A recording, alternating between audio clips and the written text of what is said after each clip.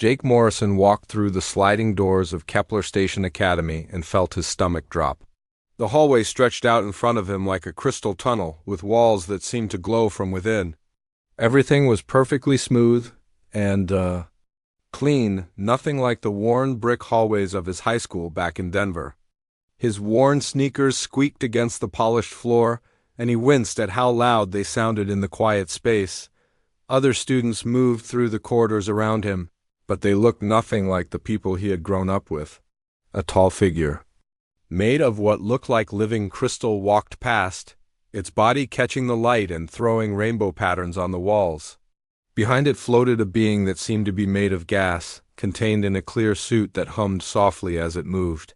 Jake tried not to stare, but it was impossible not to notice how different everything was here. He clutched his schedule tablet tighter and looked for room 47B. The numbers on the doors were written in symbols he was still learning to read, but he had been studying them for months before arriving at the academy. His acceptance letter had been the biggest surprise of his life. Out of millions of humans on Earth, he had been chosen as the first to attend the most prestigious university in the galaxy. Jake found his classroom and took a deep breath before walking inside. The room was circular, with seats arranged in rising tiers around a central platform. Most of the seats were already filled with students of various species, all talking quietly among themselves. As soon as he entered, the conversation stopped and every eye turned to look at him. He made his way to an empty seat in the middle section, feeling the weight of all those stares. A delicate being with 6 arms and pale blue skin sat in the seat next to him. She had large, dark eyes and moved with a grace that reminded Jake of a dancer. When she looked at him, her expression was curious but not unfriendly. "You must be the human student," she said, her voice soft and musical. "I am Lyrith of the Zephyrian houses. I have heard much about your species." Jake nodded and tried to smile. "I'm Jake Morrison." "Nice to meet you." "Tell me," Lyrith continued, leaning closer, "is it true that humans come from a world where it rains acid and the ground shakes without warning?" Before Jake could answer, a loud clicking sound filled the room. Professor Kethran entered through a side door, his insect-like body moving on 6 legs. He was easily 8 feet tall, with compound eyes that seemed to take in everything at once. His mandibles clicked together as he surveyed the class. "Welcome to Advanced Xenobiology," the professor announced, his voice carrying easily through the room. "Today we begin our study of life in extreme environments across the galaxy." The professor's gaze settled on Jake for a moment longer than the others. "We are joined this semester by our first human student. While his species comes from what we classify as a Class 12 Deathworld, we shall do our best to help him understand the more civilized aspects of galactic biology." Jake felt his cheeks burn. He had known that Earth was considered dangerous by galactic standards, but hearing it described as a death world in front of the entire class was embarrassing. Several students turned to look at him again, their expressions now showing a mix of pity and fascination. Professor Kethran activated a holographic display in the center of the room. Images of various planets began to rotate slowly, each one labeled with data about temperature, gravity, and atmospheric composition. "Let us begin with some examples of challenging environments," the professor said. "Here we see Korath Prime, where surface temperatures can drop as low as -40 degrees Celsius. The native species there have evolved thick insulation and specialized metabolisms to survive such extremes." Jake looked at the display with interest. -40 degrees was cold, but he remembered last winter in Colorado when the temperature had dropped to -35. His family had still gone skiing that weekend. The next planet appeared on the display, a world with towering mountains and deep canyons. "Vexstar 7 has gravity nearly twice the galactic standard," Professor Kethran explained. "The crushing force would be lethal to most species within hours. Only the most specialized life forms can survive such conditions." Again, Jake found himself puzzled. Twice the galactic standard would be about the same as Earth's gravity. He had grown up with it his whole life. "And here," the professor continued, showing a world covered in storms, We have Tempest 4, where wind speeds regularly exceed 100 kilometers per hour. The constant atmospheric violence makes it nearly impossible for complex life to develop. Jake did some quick math in his head. 100 kilometers per hour was about 60 miles per hour. That was certainly windy, but he had been in storms that strong before. His town got hit by winds like that during thunderstorms every summer. As the lesson continued, Jake began to realize that what the professor was describing as extreme environments were not that different from conditions on Earth. The temperatures, pressures, and atmospheric compositions that were supposedly so dangerous sounded remarkably similar to what he had experienced growing up in Colorado. When class ended, Jake gathered his things slowly, still thinking about what he had heard. As he stood to leave, Leruth approached him again. "I must ask," she said, her 6 arms moving in what seemed to be a gesture of concern, "how does your species survive on such a harsh world? Do you live in underground cities or sealed habitats?"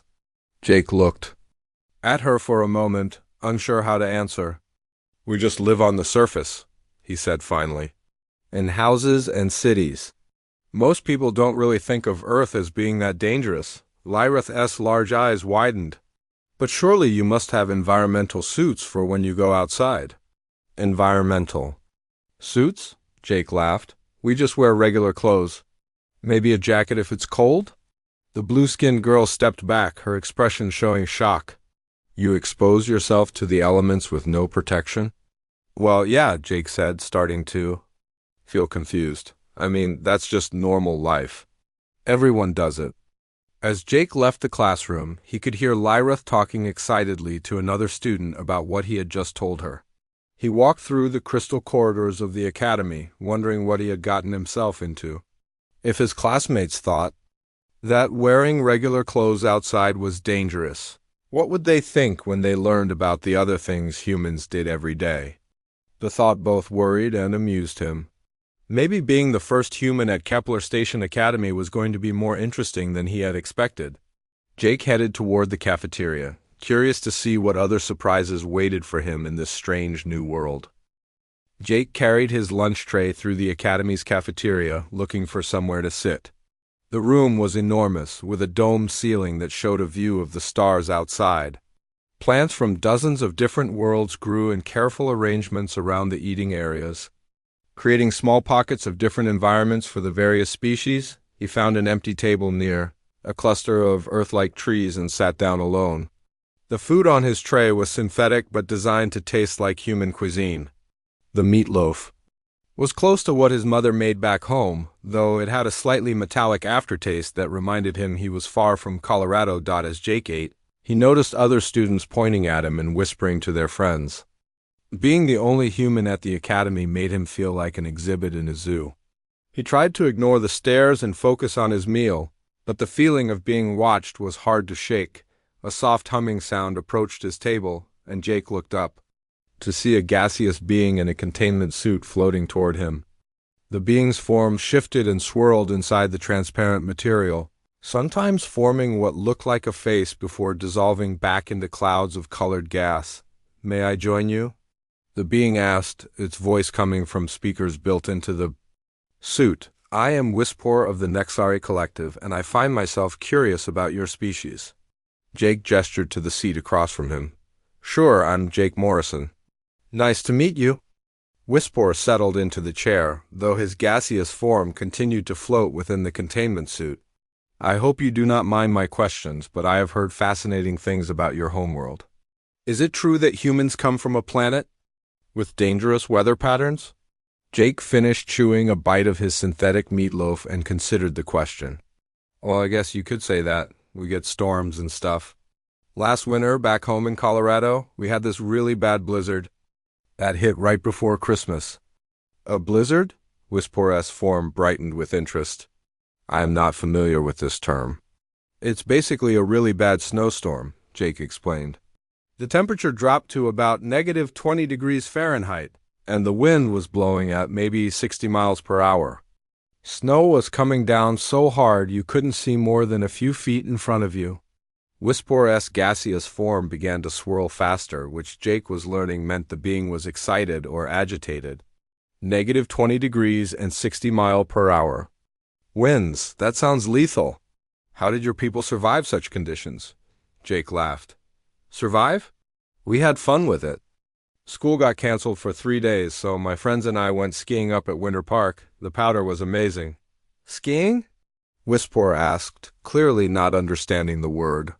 Yeah, it's where you strap longboards to your feet and slide down mountains, covered in snow. It's really fun, especially when there's fresh powder like that storm left behind. By now, other students at nearby tables had started to listen to the conversation. Jake noticed Lyrith sitting with a group of Zephyrians, all of them leaning forward to hear what he was saying. You deliberately exposed yourself to these lethal conditions for recreation? Wispor asked, his voice rising in pitch. It wasn't lethal, Jake said, starting to feel confused by the reaction. We just wore warm clothes. Thermal underwear, ski pants, jackets, gloves, hats, standard winter gear. A crystalline, being from a nearby table, spoke up. Standard winter gear? You mean environmental suits? Jake turned to look at the crystal person, whose name he remembered was Torvin. No, just regular clothes, thick ones, but nothing special. My little sister? Amy was out building snow forts in the backyard during that storm. She's only 9. The cafeteria had grown noticeably quieter as more students stopped their conversations to listen. Jake realized he was becoming the center of attention again, but this time it felt different. Instead of the curious stares he had received earlier, the faces around him showed something closer to shock. A 9-year-old child was outside in -20-degree weather with 60-mile-per-hour winds. Lyrith asked, her 6 arms trembling slightly. Without protective equipment. She had a snowsuit and boots, Jake said, pulling out his phone to show them pictures. Look, here she is with the fort she built. She was out there for like 3 hours having a blast. The photo showed a small girl in a bright red snowsuit, grinning as she stood next to a wall of packed snow. Behind her, snow was still falling heavily, and wind had sculpted the drifts into strange shapes.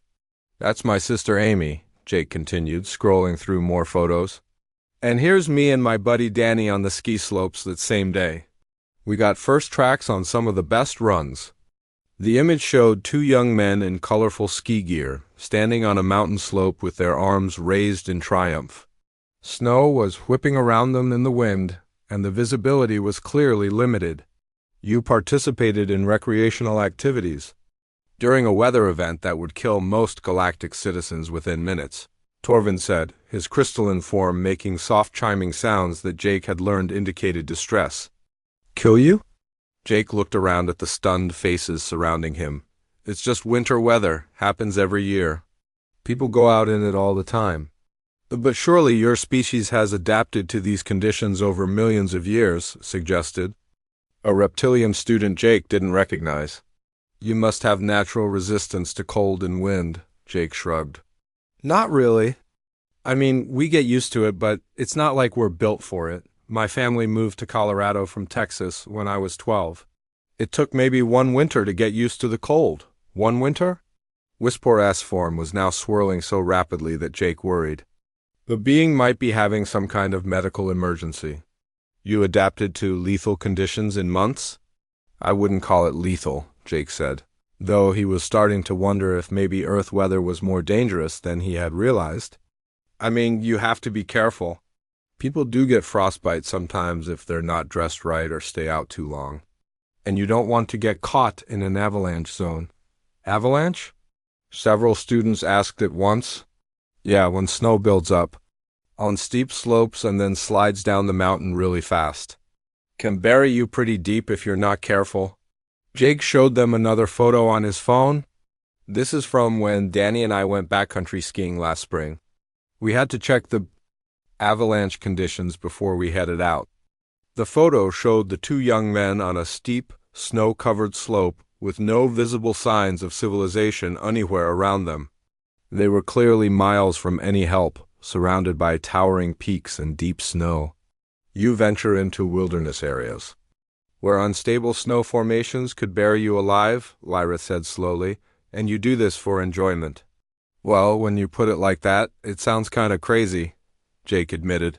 But it's really not that dangerous if you know what you're doing. We took an avalanche safety course and carried beacons and shovels and stuff. The cafeteria had fallen completely silent now. Even the staff members who worked in the food service area had stopped what they were doing to listen to the human describe his casual approach to what they clearly considered survival situations. Jake looked around at all the shocked faces and realized he might have said too much. I mean, it's just normal stuff where I come from. Everyone does it. Everyone? Torvin asked weakly. Sure, Colorado's got some of the best skiing in the world. People come from all over to try it. Jake put his phone away and took another bite of his meatloaf, trying to act casual even though he felt like he was in the middle of a misunderstanding that was getting bigger by the minute. Whisper floated closer to the table. Jake, my friend, I think you may not understand how remarkable your species truly is. Jake walked into Professor Zalara's Survival Studies classroom and found his usual seat near the middle of the room. The professor was a tall, mantis-like being with elegant movements and compound eyes that seemed to see everything at once. Her species was known throughout the galaxy for their expertise in emergency preparedness and survival techniques.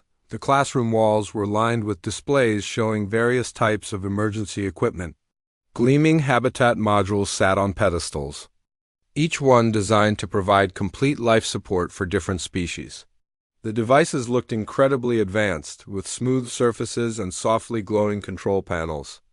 Today we will discuss emergency shelter construction, Professor Zalara announced as the class settled into their seats. In any survival situation, your first priority must be establishing a safe environment that maintains proper temperature, atmospheric pressure, and breathable air.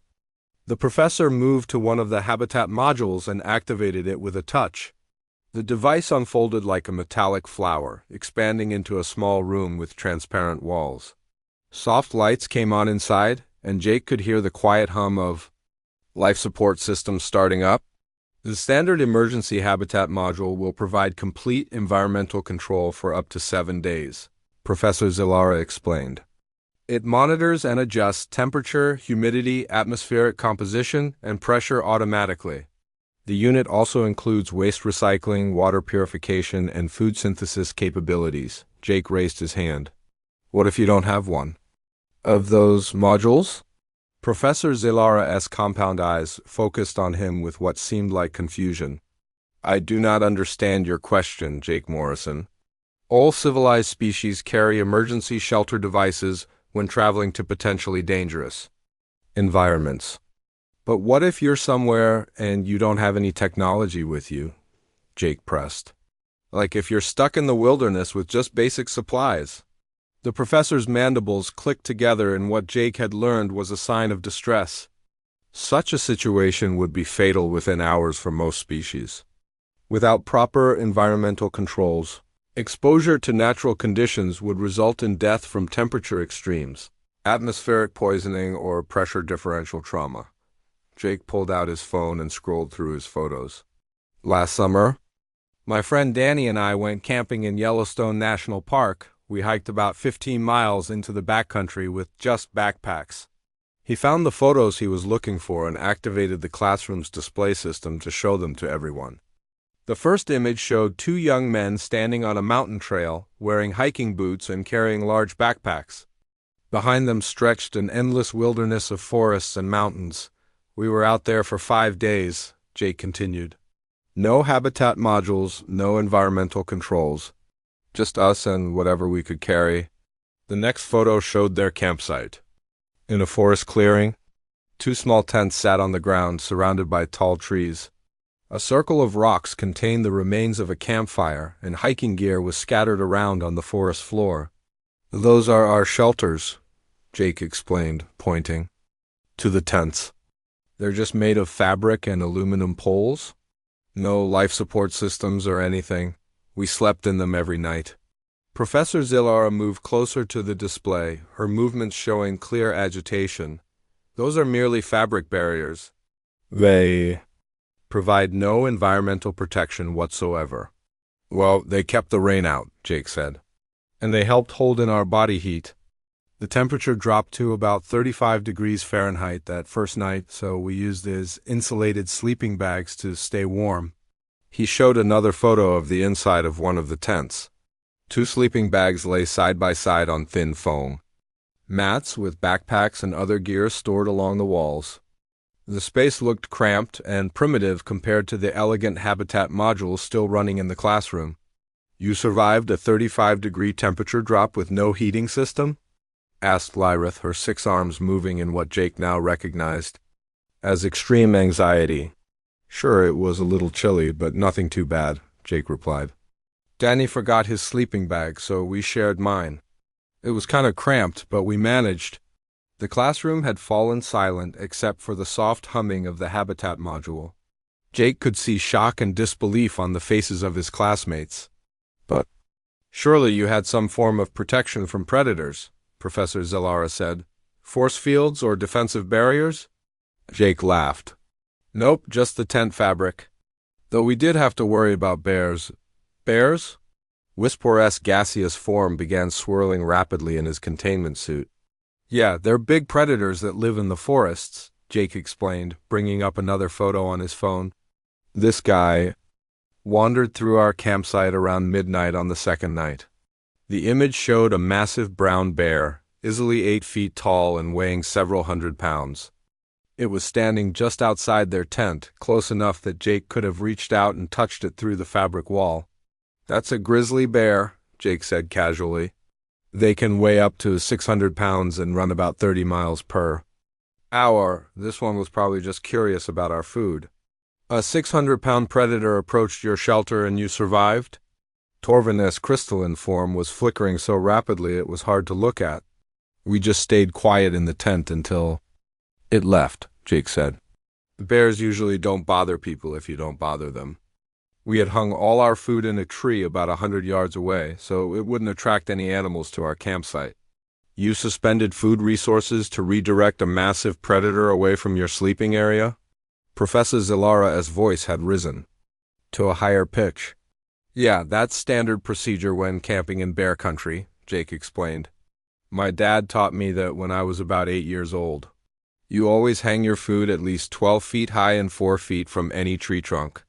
He showed them a photo of himself as a child, standing next to his father while both of them worked to haul a bag of supplies up into a tree using a rope system. Your parent taught you predator avoidance techniques as a child? Asked a reptilian. Student Jake didn't know well. Sure, basic camping safety, Jake said. How to hang food, how to set up a proper campsite, what to do if you encounter different types of animals. Just stuff you need to know if you're going to spend time outdoors. Professor Zellara moved to her desk and sat down heavily, her movements showing clear distress. Jake Morrison, you are describing survival scenarios that would challenge trained military specialists from most species. Yet you participated in these activities as recreational pursuits. I wouldn't call it military-level stuff, Jake said, though he was starting to realize his classmates found his stories much more dramatic than he intended. Lots of people go camping. My neighbor Mrs. Peterson is 73 and she still goes backpacking every summer. She's been doing it for like 40 years. A 73-year-old member of your species regularly exposes herself to these conditions? Lyrith asked weakly. Yeah, she's tougher than most people half her age, Jake said with a smile. She hiked the entire Appalachian Trail when she was 65. That's about 2,000 miles through wilderness areas. The emergency habitat module continued to hum softly in the background, its advanced systems maintaining perfect conditions inside its protective walls. Jake looked around at his classmates and realized that what they considered the height of survival technology was less protection than he had gotten from a simple tent and sleeping bag. You know, he said thoughtfully, I'm starting to understand why you all think Earth is so dangerous. But from our perspective, it's just home. We learn to deal with these things because we have to. It's not like we have a choice. Professor Zellara looked up from her desk. Jake Morrison, I believe your species may have a very different definition of the word choice than the rest of us. Jake arrived at the Academy's gymnasium wearing the standard issue exercise clothes that had been provided to him. The facility was enormous, with a domed ceiling that rose at least 50 feet above the exercise floor.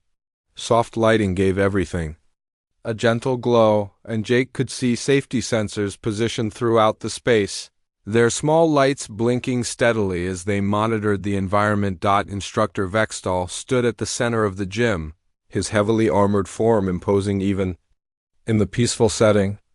The Bruton was easily 7 feet tall and built like a tank, but Jake had learned that despite their appearance, the species was actually quite gentle and focused on safety above all else. "Welcome to physical education," the instructor rumbled, his voice carrying easily through the large space. "Today we will be attempting our standard fitness assessment course. Please remember that safety is our primary concern." Jake looked around at his classmates who were stretching and preparing for the exercise. Most of them moved carefully, as if they were afraid of injuring themselves with too much activity. Lyrith was doing what looked like a graceful dance, her 6 arms moving in flowing patterns. Whisper floated nearby in his containment suit, his gaseous form pulsing with different colors. "The course has been designed to challenge your coordination and endurance while maintaining complete safety," Instructor Vextal continued. "The obstacles are padded and height limited to prevent injury. Emergency medical systems are standing by, and the exercise will be automatically terminated if any participant shows signs of distress." Jake looked at the obstacle course that had been set up in the center of the gym. It consisted of a series of small barriers, none of them higher than his knees, connected by gentle slopes and cushioned platforms. The entire course was maybe 50 yards long and looked like something designed for small children. "The safety systems will monitor your heart rate, blood pressure, and stress indicators throughout the exercise," the instructor explained. "If any readings approach dangerous levels, protective fields will activate to ensure your well-being. The goal is careful navigation, not speed." A holographic display showed the proper technique for approaching each obstacle. The demonstration figure moved slowly and deliberately, stepping carefully over each barrier and pausing frequently to rest. "Are there different difficulty levels?" Jake asked, raising his hand. Instructor Vextal's armored head turned toward him. "This is the standard course for all students, Jake Morrison. It has been calibrated to provide appropriate challenge for the full range of species attending the Academy." "But what if someone wants something more challenging?" Jake pressed. "More challenging?" The instructor seemed confused by the concept. "The course is designed to push physical capabilities to safe limits. Increasing difficulty would create unacceptable risk of injury." Jake nodded, though he was starting to feel like he had walked into a children's playground rather than a university gymnasium. When his turn came, he approached the starting line and looked at the first obstacle, a padded barrier about 80 inches high. "Remember," Instructor Vextal called out, "proceed with caution. Take your time and focus on proper form." Jake jogged forward and hopped over the first barrier without breaking stride. It was so low that he barely had to lift his feet. The next obstacle was a gentle ramp leading to a platform about 2 feet off the ground. He ran up it and jumped down to the other side, landing softly on the cushioned surface. The climbing wall came next, though calling it a wall was generous. It was more like a slightly steep hill with large handholds every few inches. Jake scrambled up it in 3 quick movements and dropped down the other side. He continued through the course, jogging easily between obstacles and hopping over the barriers without any effort. The balance beam was wide enough for him to run across without slowing down. The rope climb was only about 8 feet high and had knots every foot to make it easier. When he reached the finish line, Jake wasn't even breathing hard. He had completed the entire course in under 30 seconds and felt like he had barely warmed up. The gymnasium was completely silent. Every student and instructor was staring at him with expressions of shock and disbelief. The safety monitoring systems showed green lights across the board, indicating that Jake's vital signs had never approached any danger zones. "How is this possible?" Lyroth asked, her voice barely above a whisper. "The computer shows you exerted yourself at only 12% of maximum capacity." Jake shrugged, wiping a small amount of sweat from his forehead. It's not that hard. The obstacles are pretty small, and the course isn't very long. Small? Torvin's crystalline form was flickering rapidly. Those barriers are regulation height. For standard fitness assessments. Really? Jake looked back at the course. In high school, I ran cross-country. Our standard race was 3 miles over hills and through forests. This is maybe 50 yards on a flat surface? He pulled out his phone and found some videos from his high school track team. Here's our team at the state championship last year. The video showed dozens of young humans running at high speed across rough terrain. They jumped over fallen logs, splashed through streams, and ran up steep hills without slowing down. The course stretched for miles through dense forest. This is a standard athletic competition for humans your age? Asked a reptilian student whose name Jake had forgotten. Yeah, cross-country is pretty popular, Jake said. I wasn't even that good at it. I usually finished in the middle of the pack. He scrolled to another video showing a marathon race. Thousands of humans were running together through city streets, their faces showing determination and effort, but not desperation. This is called a marathon, Jake explained. It's 26.2 miles. People do it for fun. 26 miles? Wispor's gaseous form had stopped swirling entirely. For recreation? Yeah, lots of people run marathons, Jake said. My neighbor, Mrs. Chun, is 58 and she's completed 12 of them. Says. It keeps her in shape. Instructor Vextol approached slowly, his heavy footsteps echoing in the silent gymnasium. Jake Morrison, you are telling us that members of your species regularly engage in physical activities that exceed our most challenging fitness assessments by several orders of magnitude. I guess so, Jake said, though he was starting to feel like maybe he shouldn't keep sharing these stories. I mean, we just do what we can do. It's not like we think about it as being extreme or anything. But surely such activities require years of specialized training, suggested Lyrith. Jake laughed. Not really. I started running in middle school because I thought it would be fun. Most kids can do a mile or two without much training. We build up endurance over time, but it's not that complicated. He showed them another video, this one of elementary school children participating in a field day. Kids who couldn't have been older than 8 or 9 were running races, jumping over hurdles, and climbing rope walls. These are children, said Torvin, his voice filled with amazement. Yeah, this is from my sister Amy's school, Jake said. She won the 100-meter dash that day. She was pretty excited about it. The video showed a small girl crossing a finish line with her arms raised in victory. She was breathing hard but smiling widely, clearly enjoying herself despite the physical exertion. A child achieved victory in a speed competition that would challenge adult members of most species. Instructor Vextol said slowly. She's always been fast, Jake said proudly. She plays soccer too, and she's thinking about trying out for the track team when she gets to high school. Jake looked around at the stunned faces of his classmates and instructor. The advanced safety systems continued to blink their status lights, designed to protect beings who found a 50-yard obstacle course challenging. You know, he said thoughtfully, I'm starting to realize that maybe humans are a little different from everyone else. Wispor drifted closer in his containment suit. Jake, my friend, I believe that may be the understatement of the Galactic Age. Jake stood backstage in the Academy's main auditorium, his hands shaking slightly as he held his presentation notes. The final project for xenobiology class required each student to present about their homeworld's unique characteristics, and Jake had been dreading this moment for weeks. He knew his classmates expected stories of primitive savagery from the human Deathworld, and he wasn't sure how to explain Earth in a way that would make sense to them. The auditorium was packed with students and faculty from across the galaxy. Through the curtain, Jake could see hundreds of beings representing dozens of species, all waiting to hear what the human had to say about his mysterious home planet. The stage was equipped with holographic projectors and advanced presentation systems that could display information in formats suitable for any species. Sensory capabilities. Professor Catherine's voice echoed through the auditorium as he introduced the final presenter. Today, we conclude our series of homeworld presentations with Jake Morrison, representing the human species of Earth. As our first human student, he brings a unique perspective from what galactic surveys have classified as a Class 12 Deathworld. Jake took a deep breath and walked onto the stage. The lights were bright, and he could feel the weight of hundreds of eyes watching his every move. He activated the presentation system and began with the basics, just as he had practiced.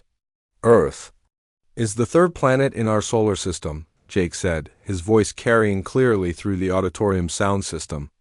It has a diameter of about 7,900 miles and completes one orbit around our Sun every 365 days. The holographic display showed Earth rotating slowly, its blue oceans and white clouds clearly visible. To Jake, it looked beautiful and peaceful. But he could hear concerned murmurs from the audience as they saw the planet's specifications. Our surface gravity is 9.8 meters per second squared, Jake continued, which we consider normal. Our atmosphere is about 21% oxygen, which we breathe directly without any filtration or processing. The murmurs grew louder. Jake knew that most species required much lower oxygen concentrations and that Earth's gravity was nearly twice what most beings could tolerate. Surface temperatures on Earth range from about minus 130 degrees Fahrenheit to plus 134 degrees Fahrenheit, depending on the location and season, Jake said, showing a map with temperature variations marked. In different colors, he could see shocked expressions throughout the audience. These temperature ranges were far outside what most species considered survivable, even with protective equipment. We share our planet with approximately 8.7 million other species, Jake said, clicking to the next slide. Images of Earth's wildlife appeared in the holographic display: tigers stalking through tall grass, great white sharks cutting through ocean waters, venomous snakes coiled on tree branches, and massive grizzly bears fishing in rushing rivers. Most of these species are harmless to humans, Jake explained, but we've learned to coexist with those that aren't. We study them, respect them, and find ways to share the same spaces safely. The auditorium had grown very quiet. Jake could see faculty members leaning forward in their seats, their expressions showing a mixture of fascination and concern. "This is my little sister Amy," Jake said, showing a photo of a 9-year-old girl playing in their backyard. "In this picture, she's just outside our house, doing what kids do every day." The image showed Amy hanging upside down from a tree branch, her hair hanging loose and a huge smile on her face. Behind her, their yard showed the typical signs of Earth life: grass, flowers, insects, and birds. "She's playing in a gravity well." "That would crush most of you?" Jake said, his voice growing stronger as he realized what he wanted to say. "She's breathing unfiltered atmosphere that would burn your lungs. She's exposed to radiation from our sun that would cook your skin in minutes. And she's doing all of this for fun." The auditorium was completely silent now. Even the usual background sounds of environmental systems and life support equipment seemed muted.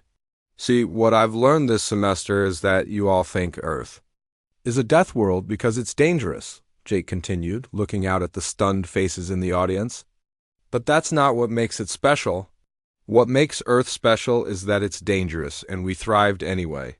He clicked to the next slide, showing humans engaged in various activities: mountain climbers scaling vertical rock faces, surfers riding massive waves, skydivers falling through clouds, and marathon runners pushing through exhaustion. "We didn't just survive on Earth," Jake said. "We turned survival into an art form. We climb mountains because they're there. We dive to the bottom of oceans to see what's down there. We explore frozen wastelands and scorching deserts because we can."